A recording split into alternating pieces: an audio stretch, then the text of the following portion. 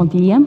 Gostava de cumprimentar em primeiro lugar os meus colegas de mesa, é um prazer estar aqui, mas também todos os presentes e agradecer, peço desculpa, à organização deste congresso, sobretudo na pessoa da doutora Helga Freire, o amável convite dirigido ao Serviço de Cuidados Paliativos do Hospital de São João para colaborar neste congresso.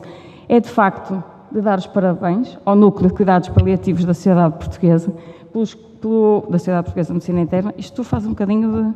peço desculpa. Pela escolha do tema. De facto, os cuidados paliativos na insuficiência avançada de órgão é um tema pertinente, muito atual e gostaria de os cumprimentar pela escolha do tema. Ao longo destes minutos, espero não vos maçar muito, vou tentar dar resposta a uma pergunta. Cuidados paliativos na insuficiência cardíaca, porquê? Vou tentar ver se consigo responder a isso. A insuficiência cardíaca é uma síndrome sem dúvida importante em medicina, que muitos estudos mostram que acarreta uma sobrecarga sintomática para o doente que vive com insuficiência cardíaca, mas também para o sistema de saúde. Com a evolução recente nos tratamentos, no conhecimento da patofisiologia e técnicas muito invasivas, conseguimos de facto modificar a história natural da doença. Aumentamos a sobrevida, mas o que fizemos foi prolongar o tempo em que os doentes vivem com insuficiência cardíaca. A mortalidade continua elevada e estes doentes vivem, produzimos uma população de idade avançada, pelas suas características é vulnerável, com grande fragilidade, que se associam frequentemente com comorbilidades e que é muito carente em cuidados de saúde. Esta população carece de um apoio específico. Os cuidados paliativos, definidos pela Organização Mundial de Saúde em 2002 como a intervenção multidisciplinar, que se dirige ao alívio do sofrimento e à qualidade de vida de doentes e famílias que enfrentam doenças ameaçadoras da vida, pelo seu racional, claramente têm aplicação nestes doentes, pelo que já dissemos das características destes doentes. Então, na prática clínica e oferecidos em simultâneo com todos os outros tratamentos que existem para a insuficiência cardíaca, o que é que eles realmente nos trazem aos doentes? Um tratamento especializado dos sintomas, que são prevalentes nestes doentes, a utilização das crises, nomeadamente dos internamentos hospitalares, para permitir uma comunicação e para perceber, como disse o Dr. João Paulo Leiva, quais são de facto os objetivos e o conhecimento que o doente tem da sua situação, do seu prognóstico e quais são os seus desejos, crenças e preferências. Permite coordenar todo este sistema complexo em que os doentes transitam ao longo da sua doença e fornece, não menos importante, um suporte emocional e prático na gestão destes problemas, não só aos doentes e famílias, mas também aos outros profissionais, aos outros cuidadores, nomeadamente aos outros clínicos, peritos da área. Rapidamente, revendo então quais são os princípios e as bases dos cuidados paliativos e que, reparem, a medicina interna, a nossa especialidade, alguns partilha com os cuidados paliativos, a abordagem holística, dando resposta a todas as necessidades físicas, emocionais, psicológicas, espirituais, sociais, que envolve o doente, ou que enfrenta o doente, ou que aborda o doente de uma forma completa, e não como somatório de sistemas e órgãos, é a resposta certa para estas necessidades. Os objetivos do tratamento em cuidados paliativos são a qualidade de vida, em detrimento de uma quantidade, às vezes, a muito custo. E o objetivo do tratamento, ou o objeto dos cuidados em cuidados paliativos, é não só o doente, mas também a família. Porque por cada pessoa que está, de facto, a viver este processo de doença avançada e com muitas necessidades, toda a família está em sofrimento. Qual é a arma que os cuidados paliativos utilizam? A identificação e a avaliação rigorosa com o tratamento pericial destes sintomas. Pelo modelo mais atualmente aceito dos cuidados paliativos, por oposição ao modelo complementar, em que os cuidados eram vistos como apenas indicados nas últimas semanas ou meses de vida e, portanto, quando os tratamentos dirigidos à doença já não faziam sentido, atualmente a melhor opção e a melhor forma de orientar estes doentes e estes cuidados é o modelo colaborativo ou o modelo complementar, em que ambas as duas formas de abordagem do doente vão, ao longo da evolução da doença, tendo papéis diversamente importantes, desde o momento do diagnóstico, um bocadinho depois, até à fase final, e que se estendem para lá da morte do doente, porque se o objeto do cuidado é o doente e a família, quando o doente morre, temos que dar suporte a quem cá fica. Porque, de facto, a insuficiência cardíaca é uma experiência multidimensional. E relatos da experiência de viver com insuficiência cardíaca de doentes e cuidadores mostram-nos, de facto, qual é as dimensões do sofrimento que estes doentes enfrentam. O sofrimento físico, pela carga de sintomas que já falamos, o sofrimento social, porque a alteração da capacidade funcional do doente leva a isolamento, a stress emocional, muitas vezes interferindo nas relações sociais e provocando um isolamento social. Já falamos do risco psicológico e também uma dinâmica emocional. Sabemos da bibliografia várias guidelines e painéis de peritos que recomendam o acompanhamento dos doentes com insuficiência cardíaca por cuidados paliativos. Temos aí várias referências bibliográficas. Contudo, a realidade é um bocadinho diferente. Sabemos que entre 10% e 15% dos doentes que têm acesso a cuidados paliativos são doentes de doenças não oncológicas, já nem falo de doentes em insuficiência cardíaca, portanto, só uma pequena proporção dos doentes que sofrem é que têm acesso a estes serviços e, frequentemente, os que têm acesso numa fase já muito avançada da sua doença, em que todo este trabalho de acompanhamento e de decisão terapêutica centrada no doente já é difícil de fazer. Porquê, de facto, isto acontece? De facto, há constrangimentos nesta referenciação dos doentes. E começam logo pelos constrangimentos que nós temos enquanto profissionais. Por um lado, os peritos da área têm receio que, ao referenciar o seu doente a cuidados paliativos, isso seja interpretado pelo doente como um abandono. Desistiu de mim. E também, e sobretudo baseado na percepção ou na ideia errada de que os cuidados paliativos se dirigem aos últimos semanas a dias de vida e que têm o objetivo de suspender indiscriminadamente todos os tratamentos, alguns peritos podem ter o receio de que, ao referenciar os seus doentes a cuidados paliativos, estes percam o direito aos últimos tratamentos, quando nós sabemos que nestas doenças não oncológicas, a otimização do tratamento dirigido à doença, quando possível e adequado, e o doente tolera, é fundamental. Por outro lado, nós paliativistas também temos algumas barreiras a aceitar estes doentes. Habituamo-nos a manusear a comunicação, como disse o Dr. João Paulo, mas a comunicação no sentido de uma proximidade através de um prognóstico mais ou menos conhecido. No modelo tradicional da doença terminal, cujo exemplo é o cancro, a trajetória da doença, após um período mais ou menos longo de estabilidade, a partir de certa altura em que a doença passa resistente aos tratamentos, assiste-se a um declínio mais ou menos rápido, mas mais ou menos previsível, e o prognóstico é mais ou menos fácil de identificar. Nestes doentes com doenças não oncológicas, isto é difícil, é muito difícil prognosticar, e este declínio não é tão linear e muitas vezes é feito com retrocessos. Portanto, isto de facto constitui um desafio aos paliativistas e constitui uma ameaça às suas capacidades de perito. Pode ser interpretada como, não será, quando bem adequado. Os doentes e famílias, por seu lado, também têm muitas vezes barreiras a que de facto possam beneficiar destes cuidados. Eu tentarei demonstrar que de facto são positivos para eles. Porquê? Primeiro, como disse o Dr. João Paulo, muitas vezes conhecem a sua doença, mas têm uma ideia errada, não têm a noção real do prognóstico e poucas vezes tiveram conversas difíceis com os seus médicos e, portanto, têm uma ideia errada, de facto, e uma pouca percepção da incurabilidade da sua doença e do caráter crónico. Vivem com ela, mas não têm uma ideia prognóstica real do que é a sua doença.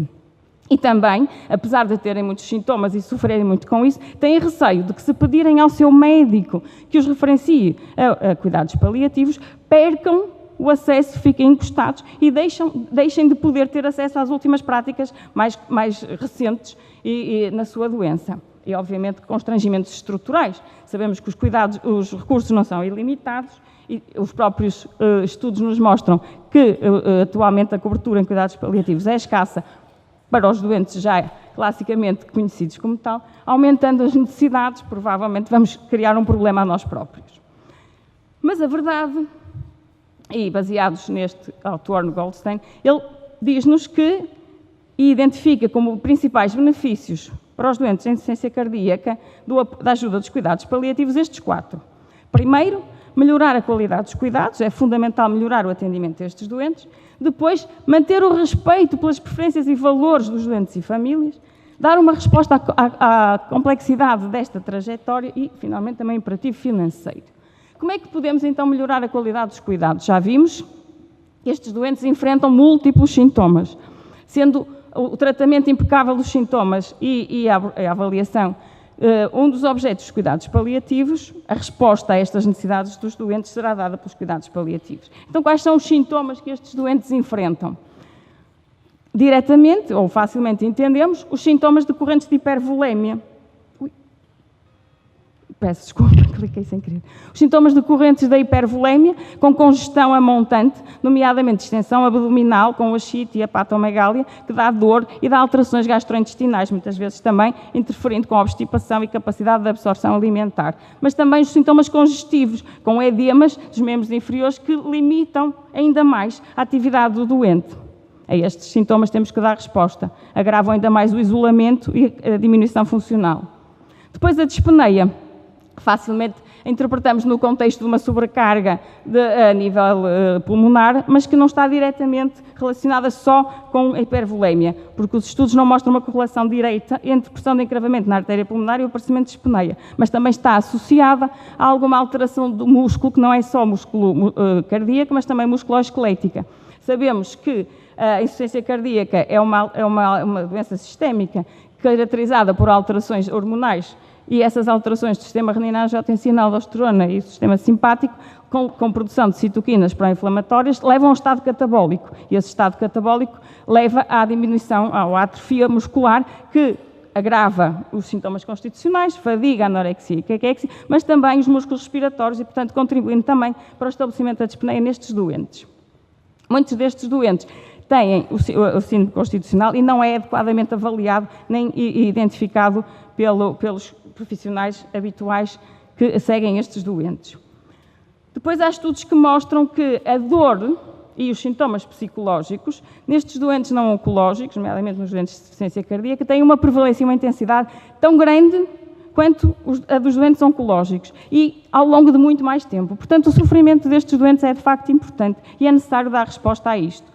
E frequentemente também os doentes de insuficiência cardíaca, além de alterações do sono, têm mesmo a apneia do sono. E, portanto, é importante avaliar e, na impossibilidade de fazer os testes, pelo menos fazer um trial de oxigênio noturno, ver se melhora a capacidade funcional e a performance do doente. Acho que vou aqui qualquer coisa.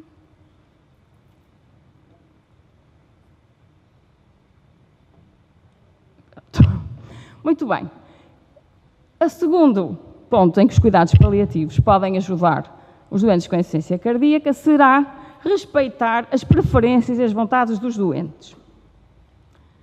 Este estudo já clássico, de Singer, em 1999, procurou identificar quais os domínios fundamentais para os doentes que vivem uma doença avançada e crónica, perguntando diretamente aos doentes e não aos profissionais. Os profissionais tinham a ideia dos domínios da importância que estes doentes teriam, mas questionando diretamente doentes não oncológicos, e este questionário foi feito a doentes de insuficiência renal em diálise, doentes de SIDA avançada e doentes, não doentes, mas institucionalizados em long-term care facilities, portanto, lares medicalizados, seria o equivalente às nossas unidades de longa duração. Foi perguntado a estes doentes, diretamente, através de entrevistas estruturadas, o que é que era realmente importante para eles quando viviam este tempo de doença avançada e proximidade do fim. E então o que os doentes identificaram foram estes 5 domínios. O alívio da dor e outros sintomas, não prolongar desnecessariamente o processo de morte, evitar o prolongamento desnecessário deste processo de morte, manter algum controle sobre as suas atividades, aliviar a sobrecarga sobre a sua família e estreitar as relações com as pessoas significativas. O que é que damos a estes doentes nesta situação? Sofrimento no hospital. De facto, este outro estudo, também publicado na JAMA, o SUPPORT, feito em 9.000 doentes em 5 unidades terciárias, portanto universitários, o que é que encontrou? Que destes 9.000 doentes em doenças avançadas, cerca de metade a mortalidade era cerca de 50% aos 6 meses após descarga hospitalar. Cerca de metade dos doentes tinha dor moderada a forte, não controlada, nos 3 últimos dias de vida. E perto de 40% dos doentes que morriam nesse tempo no hospital passava 10 ou mais dias em unidades de cuidados intensivos, em coma ou com suporte ventilatório. Portanto, impedindo todas estas necessidades do doente, nomeadamente estreitar as relações com as pessoas próximas, nomeadamente fazer o trabalho de despedir-se. Porque, de facto, outros estudos provam que as conversas difíceis à cabeceira do doente, com tempo, com disponibilidade e mantidas no tempo, avaliando quais as preferências, quais os valores, quais as necessidades, quais os objetivos, até onde o doente e família consideram aguentar na evolução da sua doença, podem, de facto, alterar isto e melhorar outcomes. Depois, especificamente na insuficiência cardíaca, Goldstein explica que os cuidados paliativos podem ajudar a responder à complexidade desta trajetória da doença.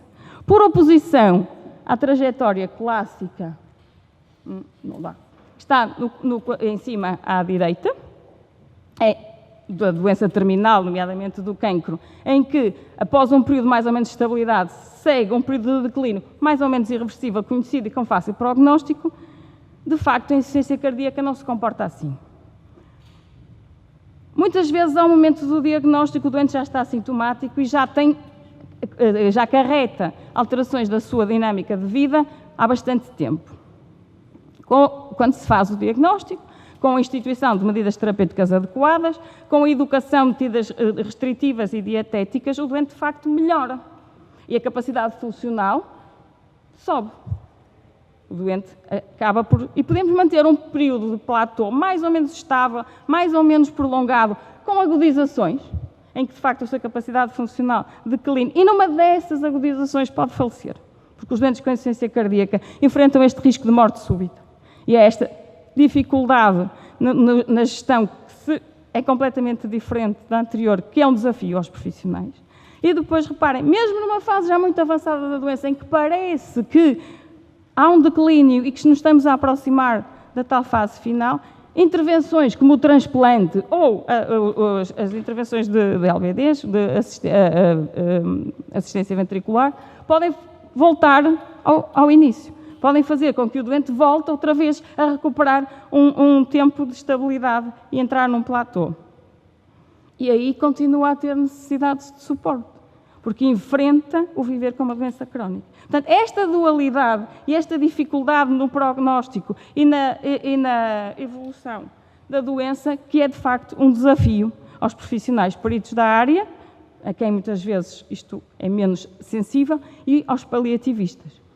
Não me vou demorar na patofisiologia da insuficiência cardíaca, que é hoje muito bem conhecida, mas sabemos cada vez mais que a insuficiência cardíaca é uma doença sistémica e que não é apenas a alteração do músculo cardíaco, mas sim todas as alterações neurohormonais, que eu já falei, das alterações do sistema renina-angiotensina aldosterona, do sistema simpático, dos mediadores de citoquinas pró-inflamatórias, tudo isso que condiciona um estado catabólico que altera a situação do doente e que condiciona a funcionalidade do doente. Classicamente, a definição de sintomas baseia-se na New York Association, mas cada vez mais a American Heart Association orienta esta decisão e, portanto, os doentes sintomáticos são os doentes que estariam em classe 3B e classe 4, que serão os doentes classe D da ACA e seriam os doentes que estavam a necessitar de cuidados.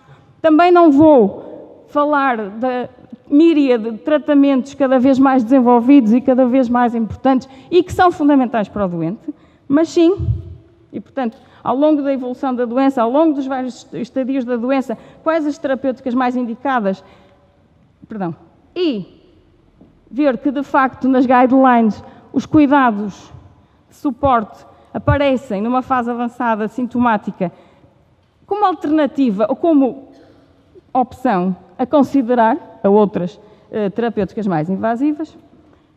Portanto, voltando ao mesmo, o que é preciso é dar resposta a esta complexidade desta evolução da doença. E então, citando novamente Goldstein, o que é que os cuidados paliativos e uma abordagem paliativa pode ajudar no entendimento desta complexidade? Primeiro, perceber exatamente isso, que não há pretos e brancos, há muitos cinzentos, e que dependendo da situação do doente, da sua crença, dos seus valores, dos seus objetivos, da sua funcionalidade, os tratamentos de cura ou estabilização até podem ser os mais indicados. Depois, o objetivo dos cuidados paliativos não é forçar a aceitação de que o doente está no fim de vida. Não é impingir, digamos, aos doentes, às famílias ou aos outros clínicos que o doente está a morrer. Não, não. É ajudar os doentes e as famílias e os clínicos a entender qual é que é o objetivo de tratamento nestes doentes. Clarificando exatamente estes objetivos e assegurando que estas conversas não são pontuais, mas são frequentes e mantidas ao longo da evolução. E, obviamente, tratar sempre os sintomas que afetam negativamente a qualidade de vida destes doentes. Sabemos dos estudos que há uma miríade de fatores que foram identificados como risco de mortalidade e de morbilidade nestes doentes. Alguns são mais ou menos consistentes. Idade avançada, o Dr. João Paulo identificou alguns nos doentes renais, podemos fazer algum paralelismo para os de insuficiência cardíaca, idade elevada, fração de ejeção mais baixa, mas e as insuficiências cardíacas diastólicas com fração de ejeção superior a 50%? Também têm necessidades. Classes elevada adenía, aparecimento de alterações eletrolíticas com hiponatremia e insuficiência renal crescente, admissões repetitivas, segundo outro autor, Godlin, seria os doentes em estadio D refratários, com sintomas refratários. Que me responder? Quais serão, de facto, os doentes de insuficiência cardíaca que beneficiam de uma abordagem por cuidados paliativos? Uma abordagem baseada não em prognóstico, mas em necessidades e funcionalidades, parece ser a mais indicada, avaliando o conhecimento que o doente tem da sua doença, as suas necessidades educacionais de orientação e de compreensão, quais os objetivos e o tratamento dos sintomas. E então alguns grupos, nomeadamente este que eu estou a referir já há algum tempo em Toronto, identificaram na prática colaborativa e no trabalho multidisciplinar e interdisciplinar, que é, de facto, característico dos cuidados paliativos, nos cuidados centrados no doente, a melhor resposta e opção para estes doentes. Dando, então, resposta às 8 necessidades, ou às 8 dimensões, nos cuidados em que o doente é central a essa gestão de cuidados. Respeitando as preferências do doente, dando suporte emocional ao doente, família e equipe, lutando pelo conforto psicológico, através da informação e da educação, mantendo uma coordenação dos cuidados, respeitando a continuidade dos objetivos, ou seja, o doente no hospital, em casa, na unidade, tem sempre os mesmos objetivos de tratamento, não esquecendo isso, obviamente dando também resposta às necessidades dos outros cuidadores e família. Então, espero ter podido dar alguma resposta à pergunta inicial, porquê cuidados paliativos na insuficiência cardíaca, e segundo o mesmo autor, então, do ponto de vista dos doentes, o que é que os doentes beneficiariam com os cuidados paliativos?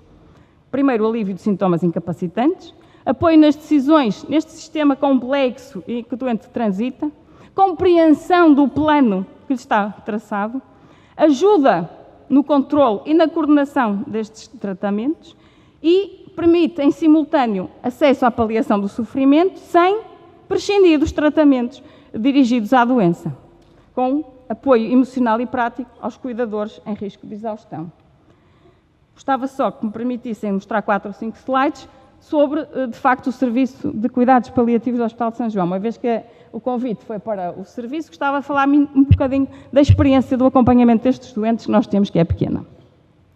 Portanto, o serviço, nos moldes atuais de funcionamento, existe desde novembro de 2008, é constituído por 5 médicos, 6 enfermeiros, uma em tempo parcial, que é a chefe que, ironicamente, concilia a chefia dos paliativos e da cardiologia, um assistente social e um psicólogo em tempo parcial. A nossa atividade distribui-se por atividade assistencial, não temos internamento próprio, portanto somos uma equipe consultora e somos consultores na intra-hospitalar, uma equipe de suporte intra-hospitalar. Desde 2012 temos uma equipe de suporte comunitária, que dá apoio em consultoria, em colaboração com os cuidados primários aos doentes da área de residência do Hospital de São João e consulta externa desde o início. Além desta atividade assistencial, temos uma atividade formativa e temos aqui presentes alguns colegas que passaram por lá. Então, ao longo destes cerca de 8 anos, ainda não são, mas quase, conseguimos atender 4.820 doentes. Reparem que a nossa estimativa não é muito diferente da literatura. Cerca de 14,5 desses, portanto 697 doentes não oncológicos, e desses 697, 47 doentes com insuficiência cardíaca com primeiro diagnóstico. Apesar de tudo, e consultando outros grupos na literatura, não é tão pequena a nossa casuística assim. Como é pequenino, tentei dar um bocadinho a noção da evolução ao longo dos anos. Pronto, e parece que temos, de facto, uma tendência de melhoria e a quantidade, a porcentagem de doentes com doenças não oncológicas atendidas, tirando ali aquele inflexão em 2013, não consigo explicar, parece estar em crescimento. E, de facto, em 2016, nestes 3 primeiros meses, já levamos quase 40, portanto, se calhar as perspectivas são, de facto, no sentido do aumento. Então, estes 47 doentes de insuficiência cardíaca mantêm mais ou menos o perfil que a literatura descreve. São doentes de idade avançada, a média de idades é de 78, a distribuição por sexo é ligeiramente favorável ao sexo feminino, não há grande diferença. Os motivos por que nos foram referenciados os doentes são, na sua grande maioria, o controle de sintomas, portanto, justificando que, de facto, são doentes que têm uma sobrecarga importante. E os principais serviços que nos referenciam os doentes são, então, a medicina e a cardiologia. Estes outros incluem muitos doentes, muitos cuidados clínicos dos cuidados primários, porque, de facto, temos esta colaboração com os centros de saúde e, portanto, são SCIs, são médicos de família que referenciam outros doentes. Onde é que os doentes foram observados? A grande maioria, de facto, quase 2/3, 63% dos doentes, foram observados, de facto, no internamento, que é a grande fonte do nosso trabalho, e depois uma parte mais pequena na consulta e na intra-hospitalar. Eu diria, então, que os cuidados paliativos melhoram a qualidade de vida dos doentes mais vulneráveis e instáveis, doentes e famílias, apesar da sua integração no decurso da evolução da doença poder ser complexa, é particularmente necessária, não só pela sobrecarga sintomática, mas pela complexidade desta trajetória, e que a experiência de enfrentar uma doença grave é um desafio humanitário universal e a paliação do sofrimento, uma obrigação profissional universal a todos nós, profissionais de saúde. Porque, de facto, o sofrimento só é insuportável quando ninguém cuida. Obrigado.